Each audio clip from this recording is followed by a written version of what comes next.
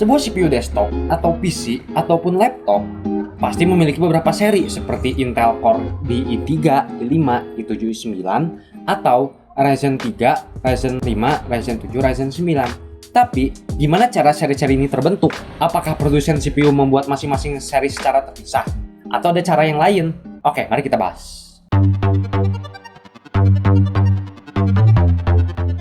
Jadi, di proses awalnya itu, semua dimulai dari chip yang paling tinggi. Produsen CPU seperti Intel ataupun AMD nggak membuat tiap seri secara terpisah. Tapi, semua seri CPU, baik itu dari i3, i5, i7, i9, sebenarnya dari chip yang sama gitu loh, satu jenis chip yang sama.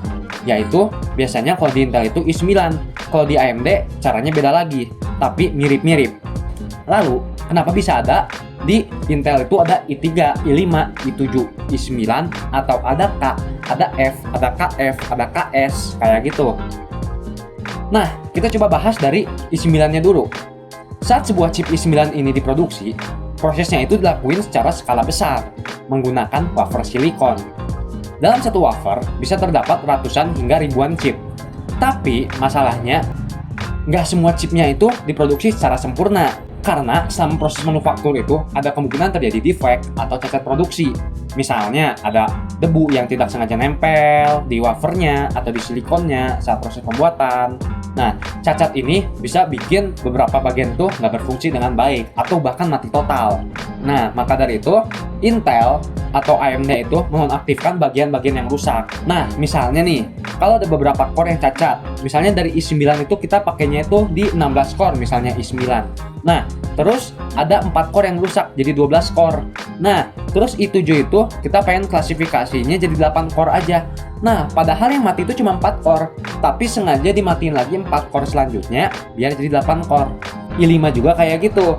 Terus i3 juga sama prosesnya. Pertama, biar enak juga pas bikin si chipnya, terus konsumen juga biar enak lihatnya. Oh, ini i5 6 core, bukan i5 yang 7 core. Bingung nanti. i9 juga atau i9 juga langsung dibuat ada GPU atau iGPU bawaannya. Tapi kalau mati gimana? Biasanya diubah namanya jadi 12400F atau 12600KF dan lain sebagainya.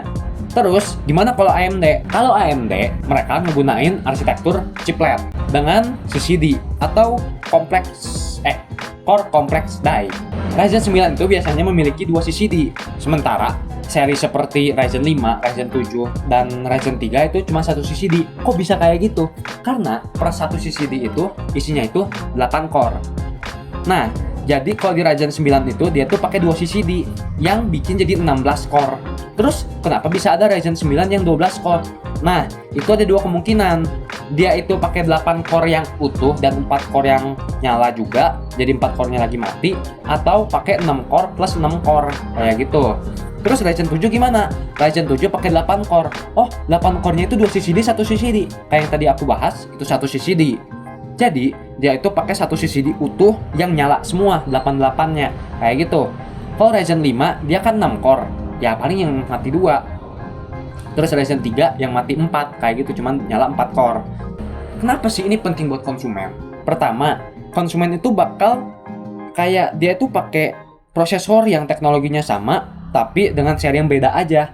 Sama-sama pakai arsitektur yang sama atau teknologi yang sama, cuman serinya yang beda. Jadi kesimpulannya ya seri-seri CPU seperti i3, i5, i7, i9 itu atau Ryzen 3, 5, 7, 9 ya semuanya dari chip yang sama. Yang ngebedain cuman berapa banyak core yang aktif, terus ada tidaknya GPU bawaan, sama fitur lain yang disesuaikan kayak gitu karena cacat produksi.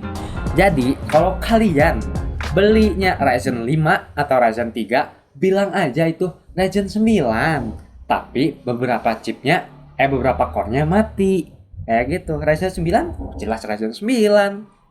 Hehe. Bye bye.